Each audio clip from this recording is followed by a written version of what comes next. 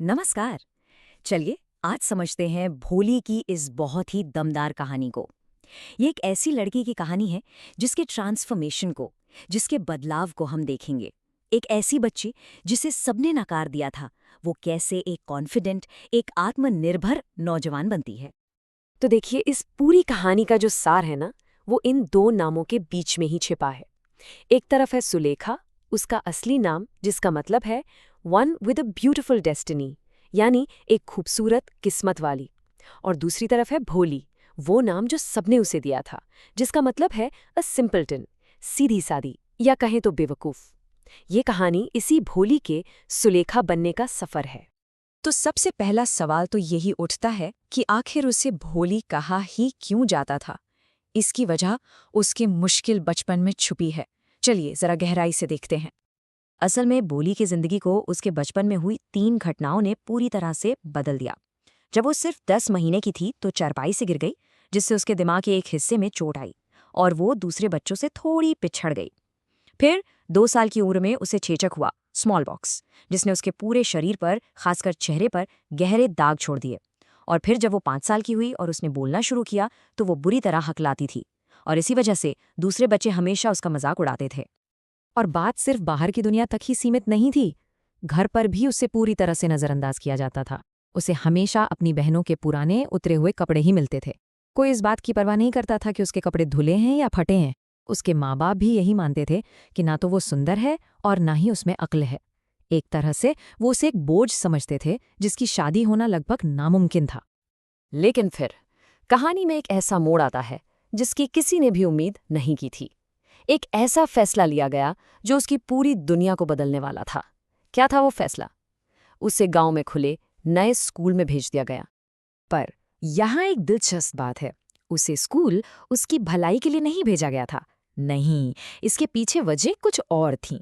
एक तो तहसीलदार ने उसके पिता रामलाल को, जो गांव के नंबरदार थे, कहा था कि उन्हें गांव वालों के सामने एक मिसाल कायम करनी चाहिए।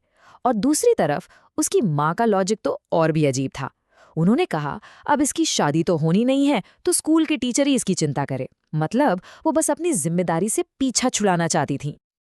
अब आप सोचिए, जिस बच्ची ने कभी घर के बाहर कदम नहीं रखा, उसके लिए स्कूल का नाम सुनना कितना डरावना होगा।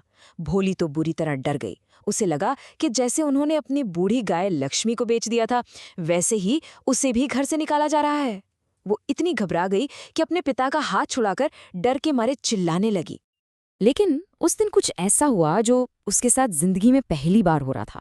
उसकी देखभाल की गई, उसे ठीक से नहलाया गया, उसके सूखे उलझे बालों में तेल लगाया गया और उसे पहनने के लिए एक साफ ड्रेस दी गई। ये छोटी छोटी बातें उसके लिए इतनी नई थी कि उसके मन में एक उम्मीद जगी कि शायद वो किसी बेहतर जगह जा रही है। और स्कूल में भोली की मुलाकात उस एक इंसान से हुई जो उसकी जिंदगी बदलने वाली थी। एक ऐसा इंसान जिसने उसके चेहरे के दागों और उसकी हकलाहट के पार देखा। वो थी उसकी टीचर।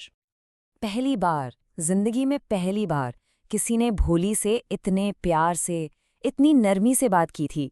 उसकी टीचर की आवाज़ में इतनी मिठास थी, इतनी हमदर्दी थी कि वो बात सीधे उसके दिल को छू गई। ये एक ऐसा एहसास था जो उसने पहले कभी महसूस ही नहीं किया था। और उसकी टीचर बहुत समझदार थीं। वो ये जान गई थीं कि भोली का हकलाना कोई बीमारी नहीं है, बल्कि उसके मन में जो डर बैठ गया है, ये उसकी वजह से है। उन्होंने भोली को हौसला दिया और कहा, बस अपने दिल से ये डर निकाल दो और तुम भी बाकी सब की तरह एकदम साफ बोल पाओगी। बस यही वो पल था। पढ़ाई और सम्मान का ये जो वादा था ना, उसने भोली के अंदर एक नई उम्मीद जगा दी।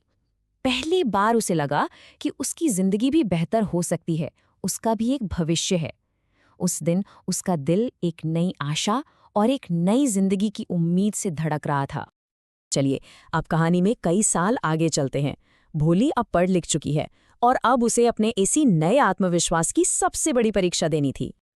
उसके लिए एक रिश्ता आता है, बिशंभर नाथ का। अब जरा इस रिश्ते को देखिए। बिशंबर की उम्र लगभग भोली के पिता जितनी है। वो लंगड़ाकर चलता है और उसकी पहली पत्नी से बड़े बड़े बच्चे भी हैं।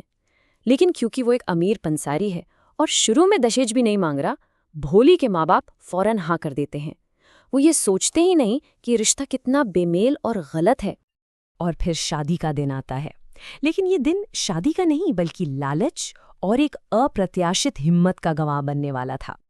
होता ये है कि जयमाला के वक्त जैसे ही बिशंभर भोली के चेहरे पर चेचक के दाग देखता है, उसका लालच जाग जाता है। वो सबके सामने शादी करने के लिए अचानक 5,000 रुपए दहेज की मांग रख देता है। जरा सोचिए, वो भोली के पिता को सबके सामने कैसे जलील कर रहा था। और ठीक उसी पल वो होता है जिसकी किसी ने सपने में भी कल्पना नहीं की थी। वो लड़की जिसे सब भोली कहते थे, वो बिना हकलाए एक साफ और मजबूत आवाज में बोलती है, पिताजी, अपने पैसे वापस ले लीजिए, मैं इस आदमी से शादी नहीं करूंगी। और ये बात बहुत जरूरी है, वो उसे उसकी उम्र या उसके लंगड़ेपन की वजह से मना नहीं करती। नहीं, वो उसे मना करती है उसके चरित्र की वजह से, उसके लालची, नीच और कायर स्वभाव की वजह से। ये दिखाता है कि शिक्षा ने उसे सिर्फ बोलना नहीं बल्कि सही और गलत के बीच फर्क करना भी सिखा दिया था। इस एक साहसी फैसले के साथ वो डरी सहमी भोली हमेशा के लिए खत्म हो जाती है और उसकी जगह जन्म होता है आत्मविश्वास से भरी सुलेखा का। अब वो अपने परिवार पर बोझ नहीं बल्कि उनका सहारा बनती है। वो कहती है, आप चिंता मत कीजिए पिताजी, आपके बुढ़ापे में मैं आपकी और माँ की सेवा करूंगी और मैं उसी स्कूल में पढ़ाऊंगी जहाँ से मैंने इतना कुछ सीखा है। उसने अपना भविष्य खुद तय कर लिया था। और दूर खड़ी उसकी टीचर, जब वो ये सब देख रही थी तो उनकी आंखों में एक गहरी संतुष्टि की चमक थी। ये वैसी ही चमक थी जो एक कलाकार को अपनी सबसे बेहतरीन कलाकृति, अपनी मास्टरपीस को पूरा होते देखकर महसूस होती है। उनका काम आज पूरा हो गया था। भोली अब एक आत्मविश्वासी और आत्मनिर्भर महिला बन चुकी थी। तो अब हम वापस उसी सवाल पर आते हैं, कहानी के अंत में उसे सुलेखा क्यों कहा गया? क्योंकि अब जाकर उसने अपने नाम के असली मतलब को सार्थक किया था। उसने किसी और की लिखी हुई किस्मत को नहीं अपनाया, बल्कि अपनी शिक्षा, हिम्मत और सही फैसलों से अपनी खूबसूरत किस्मत खुद बनाई थी।